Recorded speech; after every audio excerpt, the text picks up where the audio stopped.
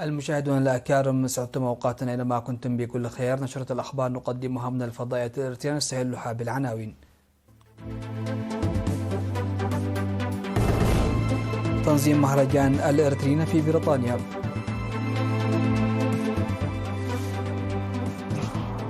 دعوة لتعزيز مساهمة الشباب في التنمية.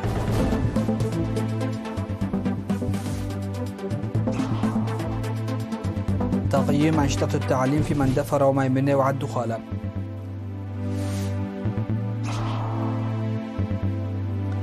بايدن ينسحب ويدعم كامالا هاريس في السباق الرئاسي الأمريكي. الفلبين تتوصل إلى اتفاق مع الصين بشأن إعادة تمويل قواتها. وتايوان تبدأ مناورات تحاكي صد هجوم صيني.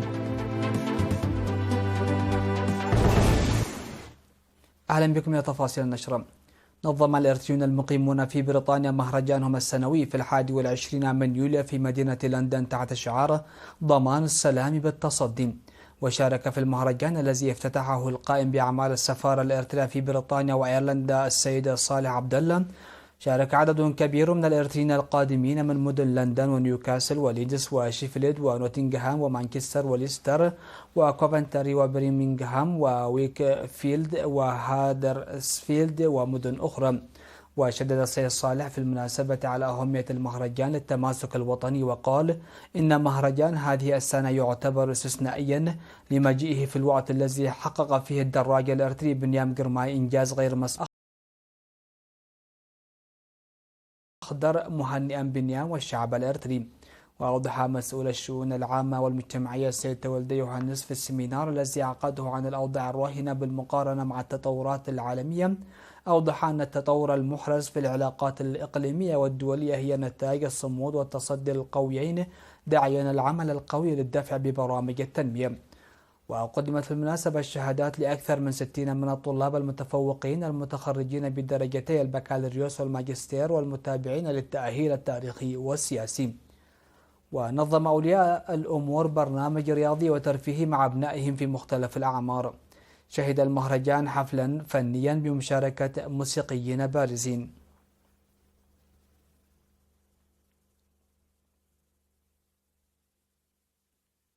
دعت حاكم إقليم شمال البحر الأحمر السيدة أسمرة أبرهة في السيمينار الذي عقدته يوم 17 من يونيو للشباب القادمين من مختلف مناطق الإقليم الذين يتم تأهيلهم في العلوم الاجتماعية في مركز تدريب القوات البحرية في دنغولم.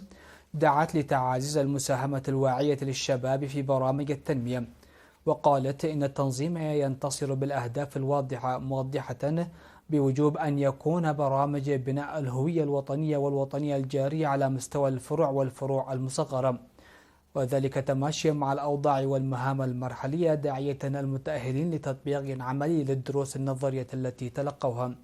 وأشادت بدعم العمال لأسر الشهداء ومشاركة المرأة في برامج حماية التربة وحفظ المياه.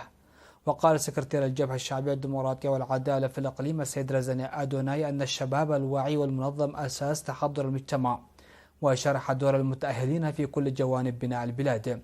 تضمن التأهيل سيمينارات من كبار المسؤولين وزيارات للمواقع التاريخية. قيمت مكاتب التعليم في مديريات مندفرة وميمنة وعد خالة في الإقليم الجنوبي الأنشطة التعليمية في العام الدراسي 2023-2024. وأوضح مسؤول التعليم في مندفرة الأستاذ بلال أرآيا في التقرير الذي قدمه نسب النجاح في المراحل التعليمية الثلاث، وأوصى الاجتماع لتشجيع الطلاب المتفوقين وحل ضيق الفصول الدراسية وبناء فصول إضافية وتنظيم دورات تدريبية للمعلمين. وقيم مكتب التعليم في إعادة خلال النشاط التعليمي في العام الدراسي الماضي، حيث أوضح مسؤول التعليم في المديرية الأستاذ تسفاي سبهاتو نسب النجاح بتفصيل. وفي مديرية ميمنة دعا مسؤول التعليم الأستاذ بهتا والداي المعلمين لبذل الجهد الإضافي لتحسين نتائج الطلاب. وناشد مسؤول التعليم في الإقليم الجنوبي الأستاذ هبتزقي كيداني في التقييمات التي جرت، ناشد على تعزيز علاقة أولياء الأمور والمعلمين لتقوية كفاءة التعليم.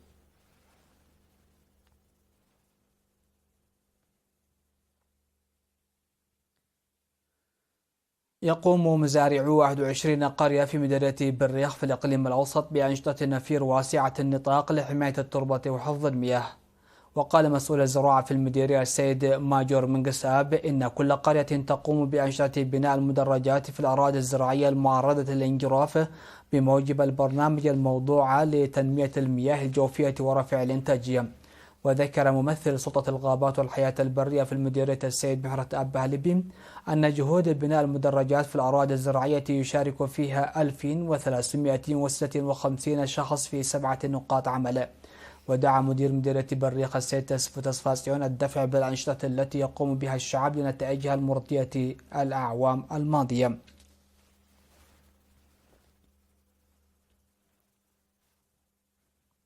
نظم قسم السياحة في الإقليم الجنوبي دورة تدريبية من 17 وحتى 19 من يونيو لأصحاب وعمال المرافق الخدمية في مديرية الدبارو. اشتمل التدريب إدارة الأعمال واحترام الحقوق وخدمة الزبائن وإدارة المرفق ونظافته ومكافحة الأمراض. وأوضح ممثل قسم السياحة في الإقليم السيد يوهانس أسقدوم أن التدريب ضروري لتطوير قطاع السياحة. من جانبها أوضحت مسؤولة القانون والنظام السيدة نيغستي تساميكال أن التدريب يساعد على العمل الرقابي لضمان تقديم خدمات جيدة وآمنة.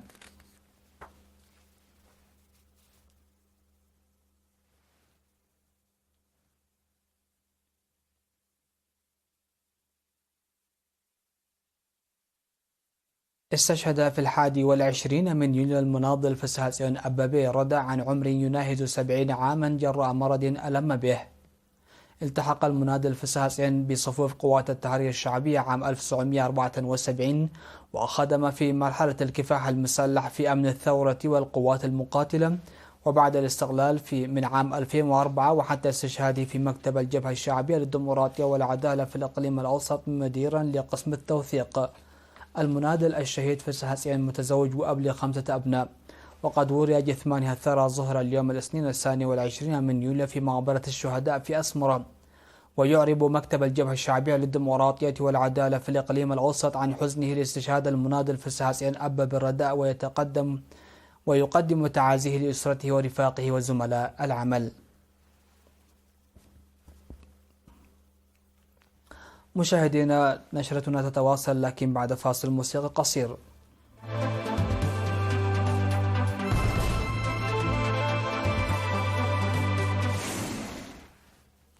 مرحبا بكم على الأنباء العالمية.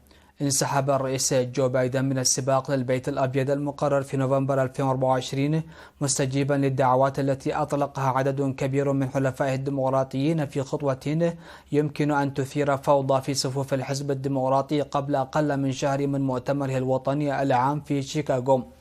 وإذ أشار إلى إنجازات عهده اقتصاديا وسياسيا، أعلن بايدن أنه يعتزم إكمال الفترة المتبقية من ولايته في منصبه. وبعد دقائق من انسحابه من السباق الرئاسي، أعلن بايدن دعمه الفوري لنائبة الرئيس كامالا هاريس باعتبارها مرشحته المفضلة للحزب في مؤتمره العام في 19 من أغسطس المقبل في شيكاغو. وعلى الرغم من تزكية هاريس، لن يتضح على الفور ما إذا كان مندوب المؤتمر العام للحزب الديمقراطي سيوافقون على ذلك. يأتي خروج الرئيس بايدن من السباق الرئاسي ليحدث زلزالا سياسيا في الولايات المتحدة بعد 3 أسابيع من القلق بشأن قدراته العقلية والجسدية ورفضه الغاضب في كثير من الأحيان للتنحي. اتفقت الفلبين مع الصين على تدريبات بشأن إعادة تموين قواتها المتمركزة على جزر مرجانية في بحر الصين الجنوبي، بحسب ما أعلنت مانيلا بعد سلسلة مواجهات بين البلدين في المياه المتنازع عليها. وكان مركز عسكري فلبيني نائٍ على جزيرة ساكن توماس شول المرجانية محور اشتباكات بين السفن الصينية والفلبينية في الأشهر الأخيرة، مع تكثيف بكين مطالبتها بكامل السيادة على بحر الصين الجنوبي. ويأتي الإعلان بعد محادثات بين الفلبين والصين هذا الشهر اتفقتا خلالها على زيادة عدد قنوات الاتصال لحل الخلافات البحرية بينهما. وقالت الخارجية الفلبين أن الفلبين وجمهورية الصين الشعبية توصلتا إلى تفاهم بشأن ترتيبات مؤقتة لإعادة الإمداد بالضروريات اليومية ومهام التناوب. ولم تقدم الخارجية أي تفاصيل عن هذا الترتيب، لكنها قالت إن الجانبين يدركان الحاجة إلى تهدئة الوضع في بحر الصين الجنوبي وإدارة الخلافات من خلال الحوار والتشاور.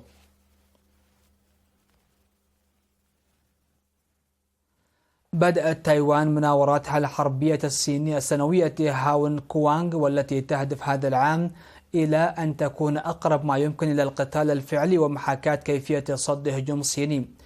وتجري الصين التي تعد تايوان الخاضعة للحكم الديمقراطي جزءا من أراضيها تجري مناورات منتظمة حول الجزيرة منذ 4 سنوات للضغط على تايبيه لقبول مطالبة بكين بالسيادة على الرغم من اعتراضات تايوان القوية.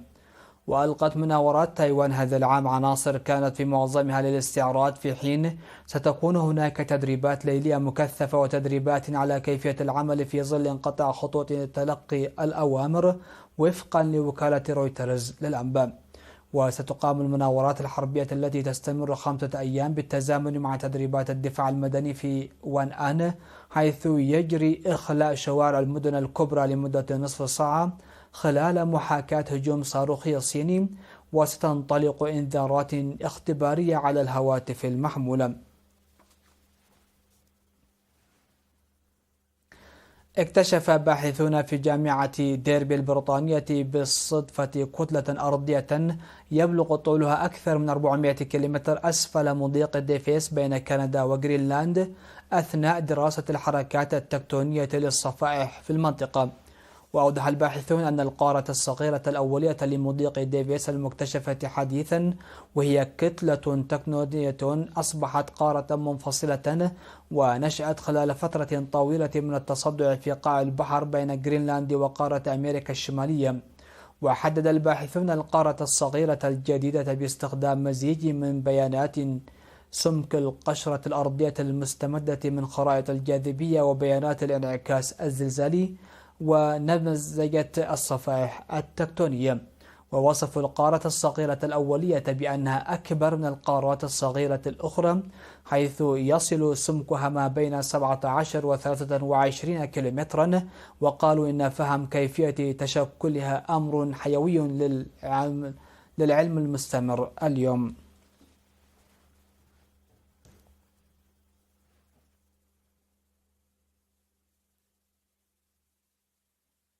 ختام نشرة هذا المساء، هذا تذكير بأهم وأبرز العناوين. تنظيم مهرجان الارترين في بريطانيا.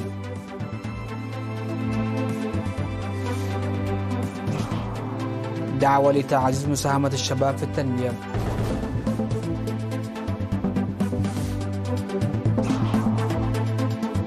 تقييم أنشطة التعليم في مندفر وميمنة وعدخالة.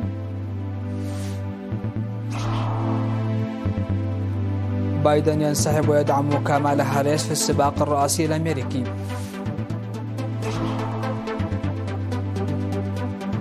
الفلبين تتوصل إلى اتفاق مع الصين بشأن إعادة تموين قواتها. وتايوان تبدأ مناورات تحاكي صد هجوم صيني.